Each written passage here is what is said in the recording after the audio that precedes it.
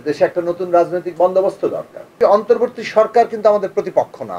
যে এই সরকারটা এখন পর্যন্ত ফ্যাসিবাদ বিরোধী সংগ্রামীদের সমর্থনের সরকার এবং তাদের সামনে করণীয়গুলো আমাদের ঠিক করা দরকার। নিশ্চয়ই আমাদেরকে একটা জবাবদিহিতা চাইবার জায়গা তৈরি করতে হবে এবং সেইটা যৌক্তিক সময়ের মধ্যেই সেই জবাবদিহিতার জায়গাটা তৈরি করতে হবে। এই কারণে আমি মনে করি অন্তর্বর্তী সরকার কিন্তু আমাদের প্রতিপক্ষ না। রাজনৈতিক দল এবং অন্তর্বর্তী সরকার যদি নিজেদেরকে এখনো প্রতিপক্ষ ভাবার কোনো জায়গায় আমি দেখি না। অন্তর্বর্তী সরকার আমাদের সমর্থিত সরকার, তারা দুটো ম্যান্ডেট জনগণের কাছ থেকে নিয়েছে যে তারা সংস্কার প্রক্রিয়াটাকে এগিয়ে নেবেন।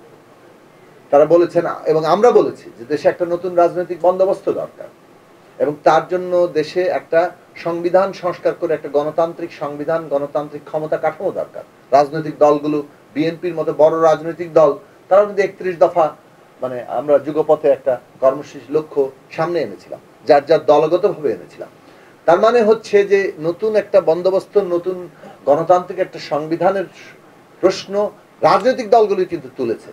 এই কথা হঠাৎ করে কারো মুখে চলে আসেনি। অন্তর্বর্তী সরকার যে রাজনৈতিক লক্ষ্য ঘোষণা করেছেন তার প্রত্যেকটি শব্দ এর আগে রাজনৈতিক সংগ্রামে উত্থিত হয়েছে।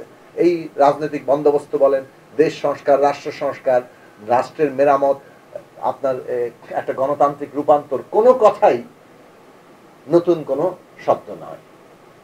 এখন এই কথাগুলো তারা নিয়েছেন, নিয়ে তারাই লক্ষ্য হিসেবে দিয়েছেন। তার মানে হচ্ছে রাজনৈতিক দলগুলো এজেন্ডা সেট করেছে যে একটা সংস্কার অথবা একটা রূপান্তরের প্রক্রিয়ায় তারা কাজ করবেন।